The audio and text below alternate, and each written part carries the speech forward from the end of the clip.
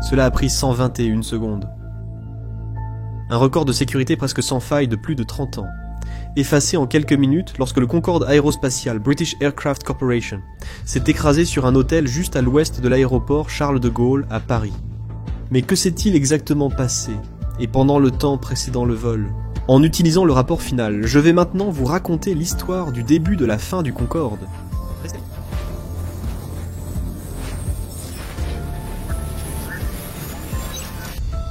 Le vol 4590 d'Air France était en fait un vol charter.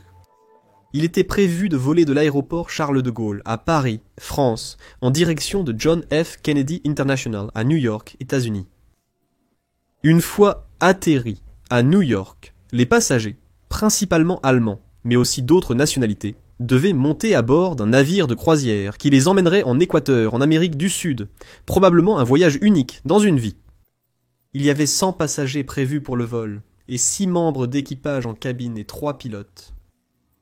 L'avion piloté était le légendaire Concorde Aérospatial British Aircraft Corporation, l'un des plus beaux avions jamais construits, et un exploit d'ingénierie. Le Concorde qui effectuait son premier vol le 2 mars 1969, et pendant ses plus de 30 ans de service, il n'a jamais subi d'accident mortel.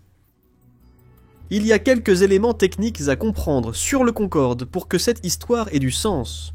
Si nous commençons par le design de l'aile, nous avons tous vu ces magnifiques images du Concorde volant avec sa fantastique aile delta. La raison pour laquelle les ingénieurs ont utilisé l'aile delta pour le Concorde est qu'une aile delta fonctionne bien à la fois dans les gammes de vitesse subsonique, transonique et supersonique. Le problème avec l'aile delta cependant est que pour qu'elle fournisse suffisamment de portance pour le décollage et l'atterrissage, vous devez avoir à la fois une très grande vitesse et aussi un angle d'attaque assez élevé. Juste pour vous donner un exemple, un Boeing 737 décollerait généralement à une vitesse d'environ 140 à 150 nœuds. Le Concorde, en revanche, avait besoin d'environ 200 nœuds. Et c'est vraiment important car ces types de vitesses mettent une énorme pression sur les pneus utilisés sur l'avion. En fait, le Concorde, pendant ses 30 années d'exploitation, a eu 57 éclatements de pneus. 12 d'entre eux ont causé des problèmes structurels avec l'avion, car des morceaux de pneus ont été projetés vers le dessous de l'aile. Et dans 6 cas, les réservoirs d'aile avaient réellement été performés. L'incident le plus grave s'est produit en 1979, lorsqu'un Concorde décollant de Washington aux États-Unis a eu un éclatement de pneus pendant le décollage. Des morceaux du pneu ont pénétré la partie inférieure de l'aile, et l'un des réservoirs d'aile, provoquant une petite fuite de carburant. Et cela a également causé des dommages au système hydraulique, rendant impossible la rétraction du train d'atterrissage. Après cet incident, une grande enquête a été lancée sur la navigabilité du Concorde, et de nombreuses recommandations ont été faites, principalement en ce qui concerne le renforcement des pneus utilisés et la protection des systèmes hydrauliques dans le train d'atterrissage. Mais il y avait aussi certaines évaluations concernant le risque d'incendie, mais l'équipe d'enquête estimait que la quantité de carburant qui pourrait s'échapper d'une fuite de carburant causée par les débris était relativement petite et dont le risque d'incendie était également très faible. Une autre chose que vous devez comprendre à propos du Concorde, c'est qu'il a un système de carburant assez compliqué composé de 13 réservoirs, dont 12 sont logés dans les ailes et le corps de l'avion, et un 13e réservoir qui est situé à l'arrière du corps. Et ce réservoir est utilisé comme un réservoir d'équilibrage, où les pilotes peuvent transférer du carburant dedans ou dehors en fonction de l'endroit où ils veulent que le centre de gravité de l'avion soit, ce qui est vraiment important surtout lors du décollage. Les moteurs du Concorde étaient de 4 moteurs à réaction à double flux Olympus qui étaient situés à l'arrière de l'aile delta, juste à l'extérieur, et légèrement derrière le train d'atterrissage principal.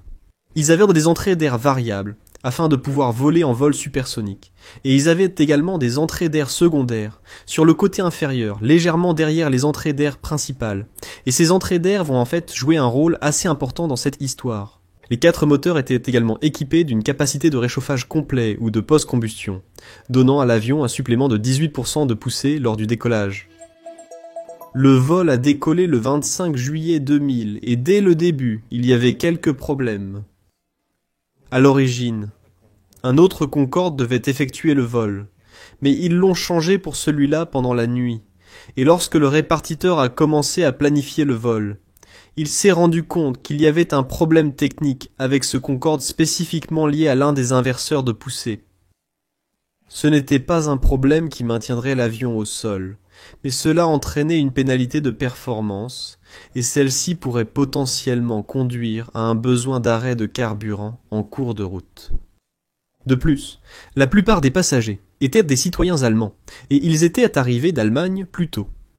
Et il y avait eu une sorte de problème dans le système Air France lors de l'enregistrement des passagers et des bagages. Donc, beaucoup de passagers n'étaient en fait pas sur la liste des passagers lorsque le répartiteur a commencé à faire la feuille de chargement. Lorsque l'équipage de vol est arrivé, il leur a communiqué cette information, et ils ont dit qu'ils se chargeraient de la planification du vol à partir de ce moment. Ils ont contacté le département d'ingénierie d'Air France pour demander s'ils pouvaient réparer l'inverseur de poussée. Ils ont obtenu une réponse positive à ce sujet, puis ils ont procédé à l'après-vol. Finalement, on pensait que la différence de passagers avait été résolue, mais ils se sont retrouvés avec 19 sacs de plus à bord. Que ce que le manifeste de chargement indiquerait, leur donnant un peu plus de poids. Vers 1400, temps universel coordonné, soit 1600 heures locales à Paris, l'équipage de vol a commencé à effectuer leurs inspections pré-vol à l'intérieur du cockpit. L'équipage de vol était composé d'un capitaine qui était un homme de 54 ans avec 13 477 heures sur le Concorde. Le capitaine a été pilote sur le Concorde. Le capitaine devait être le pilote et le premier officier le surveillant. C'était un homme de 50 ans, avec 10 035 heures et 2 698 heures sur le Concorde, et il était également instructeur de simulateur sur le Concorde. Un ingénieur de vol chevronné les a également rejoints dans le cockpit. Il avait 58 ans. C'était un homme, avec 12 532 heures de temps total, et 937 heures sur le Concorde. C'était donc un équipage de vol très expérimenté, ce qui était typique des équipages du Concorde d'Air France, qui était un petit groupe très soudé, composé d'environ 30 pilotes. Alors que l'équipage prépare l'avion pour le vol, l'ingénieur revient vers eux, pour informer le capitaine, que la poussée inverse est maintenant pleinement fonctionnelle. Ce qui signifie qu'ils peuvent charger autant de carburant qu'ils ont besoin pour voler directement vers New York, et ils se fixent sur une quantité finale de carburant de 95 tonnes. L'équipage commence à discuter du fait que cela va amener l'avion à un poids qui est très proche de leur poids structurel maximum pour le départ. Et lorsqu'ils font le calcul de leur performance, ils se fixent sur une vitesse V de 150 nœuds, une vitesse de rotation V de 198 nœuds et une V2 qui est la vitesse en cas de panne moteur de 220 nœuds. Le répartiteur arrive avec les chiffres finaux pour le départ. Et il dit à l'équipage qu'il a calculé une consommation de carburant d'environ 2 tonnes. Cela va s'avérer être beaucoup trop plus tard, mais nous y reviendrons dans un instant. À 14h25, tout est prêt pour le départ. L'équipage a confirmé la sécurité de la cabine. Tous les passagers sont assis, et l'équipage de vol, ayant reçu leur autorisation de démarrage, démarre les moteurs du Concorde dans l'ordre 3, 2, puis 4 et 1. Et une fois la séquence de démarrage terminée, il demande l'autorisation de rouler. La piste utilisée ce jour-là est la piste 26 droite, qui est l'une des plus longues pistes de Charles de Gaulle. Ainsi, le contrôleur de la circulation aérienne demande aux Concorde s'ils sont capables de faire un décollage à l'intersection. Mais compte tenu de leur très grand poids, le capitaine demande plutôt à obtenir la pleine longueur de la piste de départ, 26 droite. Ils reçoivent leur autorisation pour commencer à rouler sur la voie de circulation Roméo jusqu'au point d'attente de la piste 26 droite et à 14h35 temps universel, coordonné l'avion commence à se diriger vers le point d'attente. Pendant qu'ils roulent, l'équipage poursuit les préparatifs du départ. Dans ce cadre-là, le premier officier se rend compte qu'un des systèmes de contrôle électrique du gouvernail continue de sortir de son système de contrôle principal pour aller dans son système de contrôle de secours. Il fait part de cela à l'ingénieur de vol. Il dit « Hey, tu as l'indicateur qui passe au vert tout le temps. » Et l'ingénieur de vol répond à cela « Que oui, c'est vrai. » Ils en discutent un peu. Ils décident de revenir au système de contrôle principal de toute façon. Et l'ingénieur de vol dit que si ce problème persiste ou se produit pendant le roulage au décollage, eh bien alors nous l'ignorerons simplement, parce que c'est une panne dispatchable et cela n'aura aucun impact sur le vol pendant ce roulage. Aussi, environ 4 minutes avant le départ, ils initient un transfert de carburant, du réservoir de carburant 11 qui est à l'arrière de l'avion, vers les réservoirs d'alimentation, afin d'obtenir le centre de gravité de l'avion à 54%, qui restait le point idéal pour le décollage à la masse maximale au décollage. Le transfert de carburant a réussi peu avant le départ. Au même moment, un DC-10 de Continental Airlines se positionne et décolle de la piste 26 droite, la même piste dont le Concorde est sur le point de décoller. Pendant le roulage au décollage, une courte bande métallique d'environ 43 cm tombe du moteur droit du DC-10. Il n'y a aucune indication à ce sujet dans le cockpit. Il n'y a pas d'avertissement, et l'équipage continue simplement de voler vers la destination. Parce que cela se produit seulement quelques minutes avant le départ du Concorde, il n'y a pas d'inspection de piste qui aurait pu détecter cela. En fait, à l'époque en France, seules 2 inspections de piste par jour étaient obligatoires. Le Concorde est maintenant en train de rouler et se rapproche de la position d'attente sur Roméo pour la piste 26 droite, et le capitaine fait un briefing de décollage. Maintenant, c'est quelque chose que nous avons toujours tendance à faire où nous faisons un petit résumé des points les plus importants avant notre départ, et le capitaine dit: le décollage est au poids maximum de 180 tonnes, ce qui signifie 4 réchauffements, avec un N, 2 maximum de 103, et un N, 2 d'échec, de 98%. Entre 0 et 100 nœuds, j'arrête pour tout avertissement sonore et l'éclat de pneus. L'éclat de pneus et l'appel viennent de vous, n'est-ce pas? Entre 100 nœuds et V1, j'ignore le gong, je m'arrête pour un moteur en feu, un pneu qui éclate et un échec d'appel. Après V, nous continuerons sur le départ standard aux instruments et atterrirons sur la piste 26 droite. Donc c'est un briefing de décollage assez standard d'un capitaine. Il décrit ce que l'équipage est censé faire en cas de refus de décollage dans le régime de basse vitesse, qui dans ce cas dans le Concorde est entre 0 nœuds et 100 nœuds. Ils s'arrêtent essentiellement pour tout. Le gong auquel ils font référence, et ce qui serait équivalent à un avertissement de prudence dans un Boeing. C'est juste un avertissement oral qu'une sorte de défaillance s'est produite. Cela pourrait ne pas être une défaillance critique, et ensuite de 100 nœuds à V1. Ils sont un peu plus restrictifs, parce qu'ils sont maintenant dans le régime de haute vitesse du décollage. Donc à partir de ce point, ils ne s'arrêtent que pour un avertissement d'incendie de moteur, un avertissement de défaillance, et dans ce cas également ce qu'ils appellent un éclat de pneu. Un flash de pneu est un voyant d'avertissement qui s'allume si le système ressent une perte soudaine de pression dans l'un des pneus. Maintenant, dans le Boeing que je pilote, nous ne nous arrêtons pas pour un pneu éclaté au-dessus de 80 nœuds. Mais pour le Concorde, cela s'est révélé être un problème bien plus important. C'est donc inclus dans l'une des défaillances critiques pour lesquelles ils s'arrêteront en régime à haute vitesse. Au-dessus de V1, ils sont engagés pour le décollage. Donc, tous les pilotes sont formés pour comprendre qu'après V, si vous refusiez à ce moment-là, vous risqueriez une sortie de piste potentiellement catastrophique. Nous préférons donc amener l'avion dans les airs, résoudre tout problème, et dans ce cas, ils discutent de revenir à et atterrir sur une très longue piste, la 26 droite encore une fois à Paris. Mais comme nous allons l'apprendre, la panne que ces pilotes s'apprêtent à subir va être beaucoup plus compliquée que cela. Le capitaine demande maintenant à l'ingénieur de vol combien de carburant ils ont utilisé pendant le taxi, car rappelez-vous, dans la feuille de chargement, ils avaient calculé 2 tonnes. L'ingénieur de vol répond que nous avons là 800 kilos, ce qui indiquerait qu'ils utilisent en réalité environ 1 tonne de moins de carburant de taxi.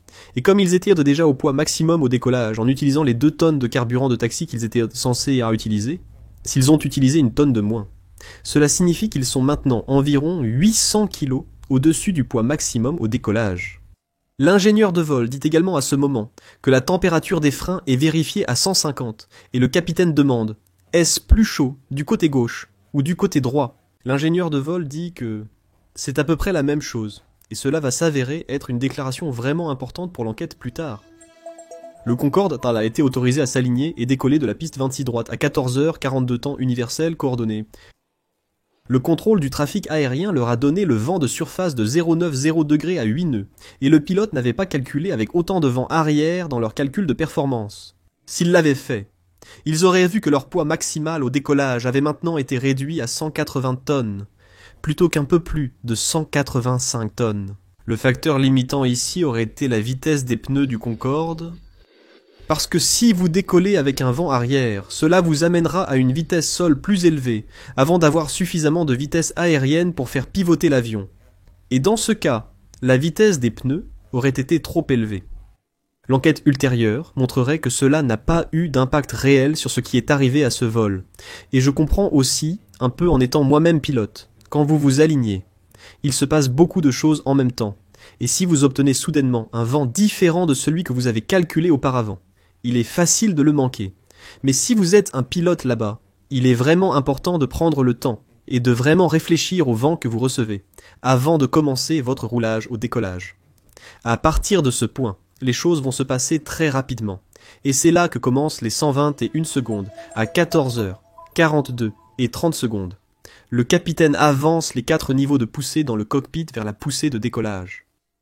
Cela provoque le rugissement des 4 puissants moteurs Olympus à pleine poussée de décollage avec la post-combustion complète engagée, et l'avion commence à accélérer sur la piste.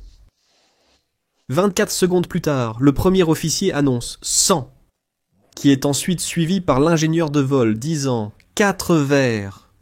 Cela indique que chacun des 4 voyants associés à chaque moteur montre que le moteur fonctionne normalement et que les 4 réchauffements sont engagés. 6 secondes plus tard, le premier officier annonce 20 et il n'y a maintenant aucun retour possible de ce décollage. Le vol a débuté il y a environ 35 secondes. À 14h43 et 9 secondes, un léger lacet vers la gauche est noté sur l'enregistreur de données de vol. Ce lacet n'a pas été causé par un mouvement de gouvernail, et à ce moment-là, lorsque l'avion a dépassé environ 1700 mètres de la piste, ils ont également trouvé des morceaux du déflecteur d'eau de la roue principale gauche. Cela représentait probablement le moment où le Concorde a roulé sur cette bande métallique laissée par le DC-10 qui avait décollé plus tôt. En une demi-seconde, un bruit est enregistré sur l'enregistreur de voix du cockpit, et il provient probablement de l'explosion de l'un des pneus du train d'atterrissage principal gauche. La raison pour laquelle les enquêteurs le pensaient est qu'à ce point de la piste, ils ont pu trouver la bande métallique et aussi des morceaux de débris de pneus. Une seconde plus tard, l'avion a accéléré à une vitesse de 178 nœuds, et à ce stade, soit environ 1810 mètres après le décollage, un changement de bruit est entendu dans le cockpit. Ce qui s'est probablement passé ici, c'est que des morceaux du pneu explosé ont été projetés vers le dessous de l'aile gauche, dans la zone où se trouve le réservoir de carburant numéro 5. Ces morceaux ont frappé l'aile avec une telle force qu'ils ont effectivement fait rentrer le dessous de l'aile vers l'intérieur et la zone autour de cette déformation un peu vers l'extérieur, provoquant une énorme vague de pression à l'intérieur du réservoir. Et comme ce réservoir était à ce moment complètement plein, cette vague de pression n'avait nulle part où aller sauf à pousser davantage sur la zone du réservoir à côté de l'endroit où ce morceau a frappé, provoquant une rupture vers l'extérieur du réservoir de carburant. Et la raison pour laquelle les enquêteurs pensent là que c'est ce qui s'est passé, c'est parce qu'ils ont trouvé des morceaux du réservoir de carburant numéro 5 à cette position sur la piste. Mais les morceaux indiquaient que la rupture s'est produite de l'intérieur du réservoir de carburant, et non de l'extérieur. Le changement de bruit que l'on peut entendre sur l'enregistreur vocal vient probablement du fait que plusieurs dizaines de litres de carburant s'échappent maintenant par ce trou du réservoir de carburant numéro 5 et qu'il est entré en contact avec quelque chose qui l'a fait s'enflammer. Ce qui a causé l'allumage du feu et a réellement permis son maintien est également quelque chose qui a été largement discuté dans l'enquête subséquente. Mais il est très probable que le pneu, lorsqu'il a explosé, et provoqué une rupture de certains fils électriques dans le support de train gauche. Ces fils cassés ont ensuite provoqué un arc électrique, qui a allumé la flamme, et le fait que le train d'atterrissage était toujours déployé signifiait qu'il y avait une zone de turbulence derrière le train d'atterrissage, qui permettait à la flamme de se stabiliser et de se maintenir sans être éteinte par le courant d'air. Ce qui se passe maintenant, c'est que l'avion commence à dévier vers la gauche de la piste. Le capitaine contrebalance avec le gouvernail de droite pour maintenir la ligne de descente, et ce n'est pas parce que les moteurs commencent à faillir, du moins pas à ce stade. Il est plutôt probable que ce moment de déviation provient des dommages causés aux pneus de gauche, et aussi à cause de la traînée aérodynamique que la flamme produit derrière l'avion. 2 secondes plus tard, l'avion commence à perdre de la poussée sur les moteurs numéro 1 et 2, donc sur les 2 moteurs du côté gauche. Dans le cas du moteur numéro 1, c'est parce qu'il ingère beaucoup de débris, provenant des pneus cassés ou de choses en caoutchouc comme ça, et aussi pas mal de gaz chaud. Dans le cas du moteur numéro 2, qui est le moteur le plus proche du train d'atterrissage. C'est à cause de l'ingestion de gaz chaud. Lorsqu'un moteur ingère ces gaz, cela modifie la pression à l'intérieur du compresseur et peut entraîner des calages du compresseur, ce qui se passe ici. Donc le moteur s'étouffe essentiellement sur les gaz. Le premier officier a maintenant crié attention, suivi rapidement par l'ingénieur de vol qui a crié exactement la même chose, attention, et c'est probablement parce que les deux voyants de marche des moteurs 1 et 2 se seraient éteints à ce stade car ils calent et ne produisent pas la poussée qu'ils sont censés faire. L'avion est maintenant à une vitesse de 187 nœuds, encore 8 nœuds en dessous de la vitesse de rotation. Mais parce que les moteurs 1 et 2 ont essentiellement échoué à ce stade, le moteur numéro 1 se rétablit lentement. Mais le moteur numéro 2 est revenu à la poussée au ralenti. L'avion commence à osciller très très fort vers la gauche, le capitaine contre cela. Mais l'avion commence toujours à dévier légèrement de la ligne centrale. Nous ne savons pas pourquoi le capitaine décide de commencer à tourner à ce moment-là. Peut-être est-ce parce qu'il sent qu'il est sur le point de quitter la piste. Peut-être est-ce pour éviter d'autres trafics qu'il voit plus loin sur la voie de circulation. Nous ne savons pas cela. Mais le fait est qu'il commence à faire tourner l'avion, et il tourne plus lentement qu'il ne le ferait normalement, indiquant probablement qu'il est un peu conscient que la vitesse n'est pas assez élevée. Alors que l'avion est en rotation, l'ingénieur de vol crie quelque chose qui ressemble à arrêter, mais ce n'était pas clair sur l'enregistreur vocal. Mais seulement une seconde plus tard, il signale une panne de moteur, le moteur numéro 2, et il ne signale une panne que sur le moteur numéro 2 parce que le moteur numéro 1 commence en fait à se remettre de ses premiers calages. Mais alors que l'avion continue de tourner et que l'angle du nez monte de plus en plus haut, le flux d'air change autour des ailes, provoquant probablement à nouveau l'ingestion de ces gaz chauds dans le moteur numéro 1 et le moteur numéro 2. Probablement en utilisant ces entrées de moteurs, ces ordures de moteurs secondaires dont nous avons parlé auparavant. Et cela provoque d'autres calages qui réduisent à nouveau la poussée après du ralenti sur ces deux moteurs. À ce moment, l'alarme initiale d'incendie moteur est aussi audible dans le cockpit. Et l'ingénieur de vol répond à cela en appelant « Arrêtez le moteur numéro 2 ». Et le capitaine répond avec la procédure d'incendie du moteur. Pendant ce temps, le contrôleur aérien observe la situation depuis la tour de contrôle. Il signale à Air France 4590 la présence de flammes. Vous avez des flammes qui vous suivent. Le premier officier lit cela à haute voix. L'ingénieur de vol est maintenant en train de faire la procédure d'incendie du moteur, ce qui signifie qu'il réduit le levier de poussée au ralenti sur le moteur numéro 2, et il tire également et tourne la poignée d'incendie du moteur. Cela supprime momentanément l'alarme d'incendie, car l'extincteur est probablement en train de refroidir le moteur. Mais elle revient bientôt, parce que le feu n'est pas réellement dans le moteur. Il est à l'extérieur, et le circuit d'incendie du moteur ne fait que ressentir l'augmentation de la température de l'immense feu qui brûle à l'extérieur, pendant que cela se passe. Et rappelez-vous que tout ce que nous avons couvert jusqu'à présent n'a pris que quelques secondes. Il y a un autre appel radio d'un avion inconnu quelque part sur l'aéroport, et le pilote là-bas dit à la radio « Ça brûle vraiment, hein ? Et ça brûle. Et je ne suis pas sûr que ça vienne du moteur, ce qui sera une preuve très utile plus tard pour les enquêteurs. » Le Concorde est maintenant finalement en l'air, et juste avant de décoller, il a roulé sur quelques feux de bordure sur le côté gauche de la piste, et l'équipage fait maintenant face au prochain problème qui est leur vitesse, car ils ont décollé à une vitesse légèrement inférieure à celle à laquelle ils auraient normalement dû décoller. Ils maintiennent maintenant une vitesse de 200 nœuds, alors que leur vitesse de montée avec un moteur en panne est de 220. Cela signifie qu'avec cette vitesse, ils ne pourront pas monter ou même maintenir l'altitude, et le premier officier le souligne en disant vitesse, vitesse plusieurs fois. Le moteur numéro 1 se rétablit légèrement, mais il est fortement endommagé et ne retrouvera jamais sa pleine poussée. Le moteur numéro 2 a été arrêté par le biais là de la procédure d'extinction d'incendie que l'ingénieur de vol vient de terminer, et les moteurs numéro 3 et 4 sont passés en quelque chose appelé mode de contingence, où ils produisent autant de poussée qu'ils le peuvent, afin de compenser la perte de poussée sur un ou deux des autres moteurs. Le Concorde est à une altitude de 100 pieds radio avec une vitesse de 200 nœuds, et il grimpe à environ 750 pieds par minute, et à ce moment, le contrôle du trafic aérien les appelle et leur dit « Air France 4590, Vous avez de grandes flammes qui vous suivent, et vous avez la priorité pour revenir au terrain d'aviation. Le premier officier répète cela, et pendant qu'il le fait, l'ingénieur de vol lui rappelle de rentrer le train d'atterrissage. Maintenant, le premier officier répond initialement non à cela.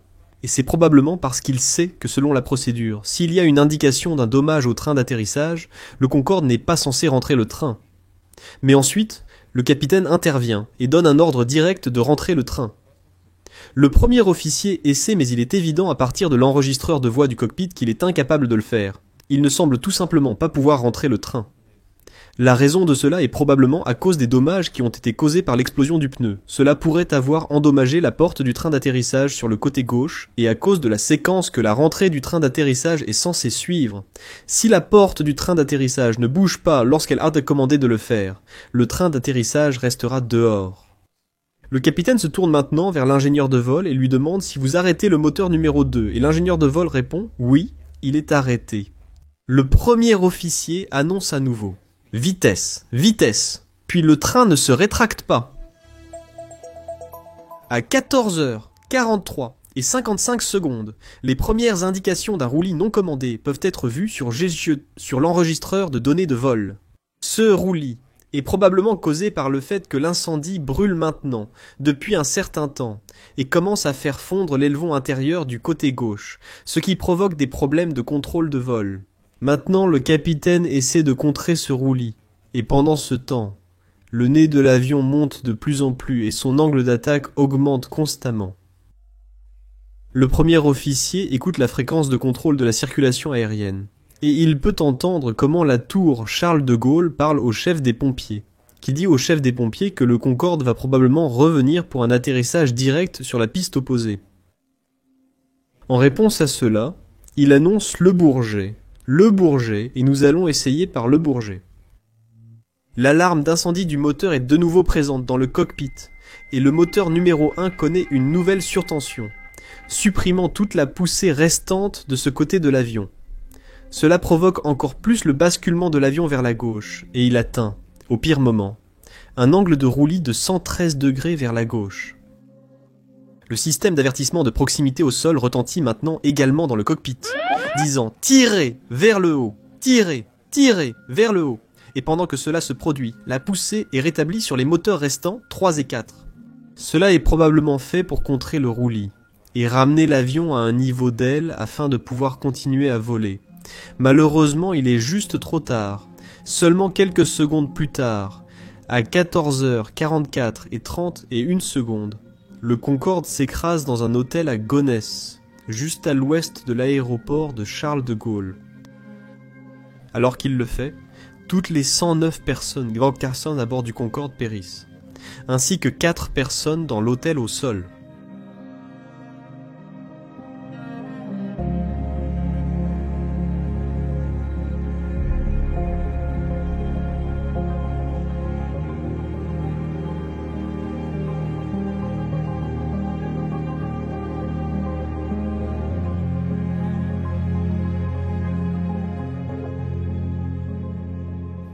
C'était une tragédie indicible et l'enquête sur l'accident aérien a commencé immédiatement sur le site de l'accident. Lorsque les enquêteurs ont commencé à passer en revue tous les débris laissés par le crash, ils ont très rapidement trouvé le train d'atterrissage gauche et lorsqu'ils ont examiné ce dernier, ils ont réalisé qu'il manquait un espaceur crucial. La fonction de cet espaceur était de maintenir l'alignement des pneus sur le train d'atterrissage, et sans cet espaceur en place, le train d'atterrissage pouvait effectivement commencer à osciller jusqu'à 3 degrés dans n'importe quelle direction. Cela aurait-il pu avoir un impact sur la séquence de l'accident, et y avait-il quelque chose que les pilotes auraient pu faire pour éviter que cet accident ne se produise ? Je vais vous raconter tout ce que l'équipe d'enquête sur l'accident a découvert juste après ce court message de mes sponsors de soutien. Lorsque l'équipe d'enquête sur les accidents aériens a découvert l'absence de l'espaceur, leur première action a été de tenter de la retrouver sur le site de l'accident. Mais assez rapidement, ils ont en fait trouvé l'espaceur dans un atelier d'Air France où le Concorde avait subi une maintenance de ce train d'atterrissage juste quelques jours plus tôt. C'était une très grave négligence de la part d'Air France et l'équipe d'enquête devait maintenant comprendre si cet espaceur manquant aurait pu réellement causer ou aggraver l'accident. Et la façon dont ils ont procédé a été d'examiner les données de performance du Concorde. Si le chariot du train d'atterrissage avait commencé à dévier pendant la course au décollage ou même pendant le roulage, on aurait pu le voir à la façon dont l'avion a accéléré pendant le décollage, et aussi se rappeler comment l'équipage a parlé de la température des freins avant le décollage. Et du fait qu'elle était équivalente des deux côtés. Eh bien, c'était le premier vrai indice que le chariot du train d'atterrissage était effectivement bien aligné, du moins pendant le roulage, car s'il avait été dévié, cela aurait eu une indication sur les températures des freins potentiellement plus élevées du côté gauche. Pendant le roulage au décollage, les enquêteurs ont examiné le mouvement des pédales de gouvernail des pilotes, pour voir s'il y avait eu une sorte de traction dans une direction ou l'autre.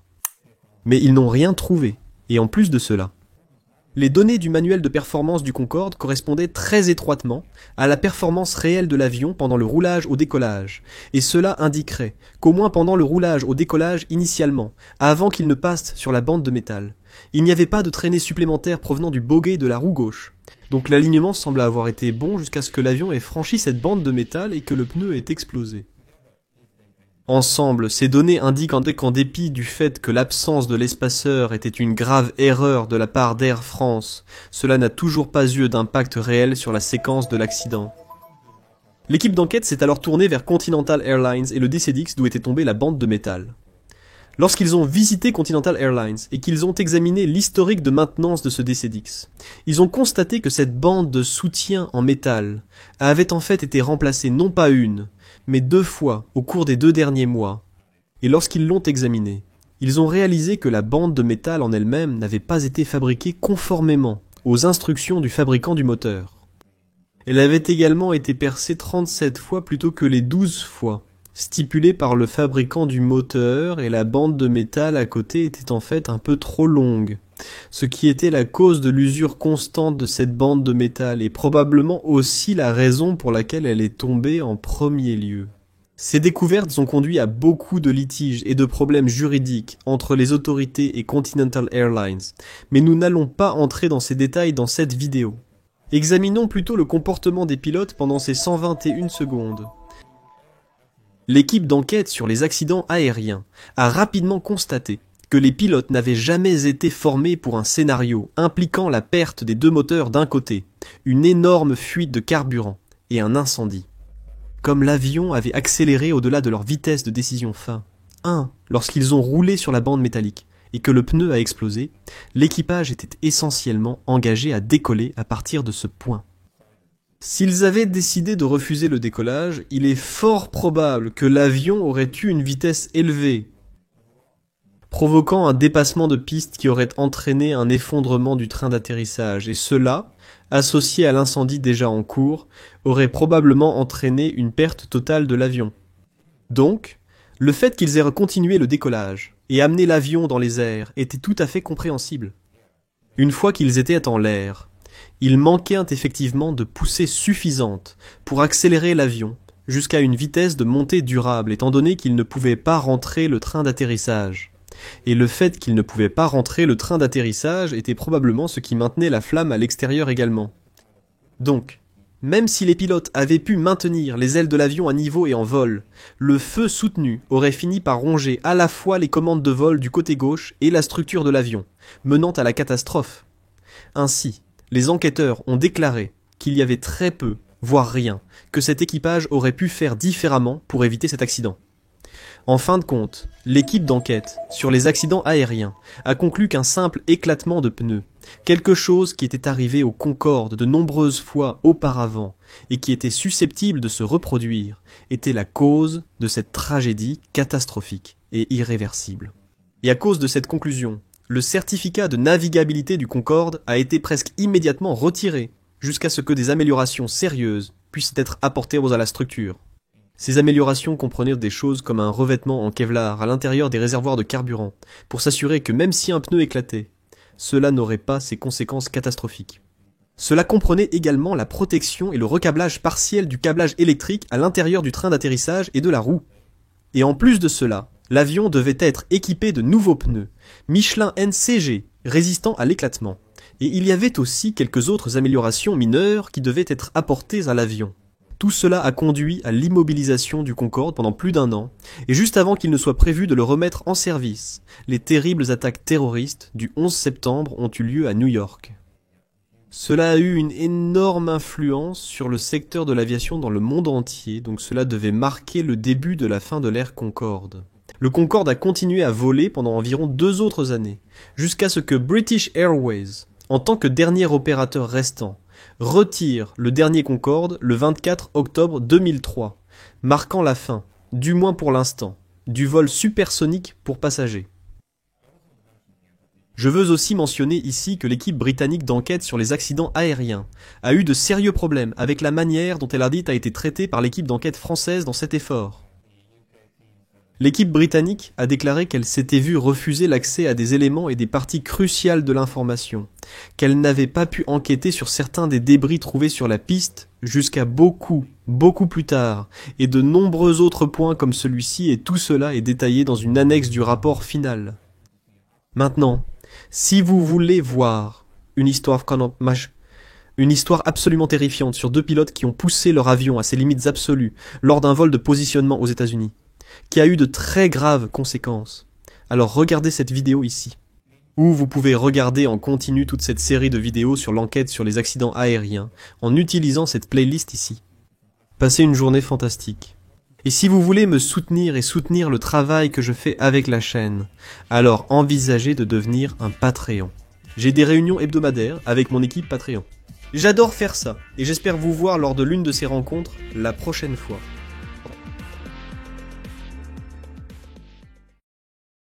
À bientôt!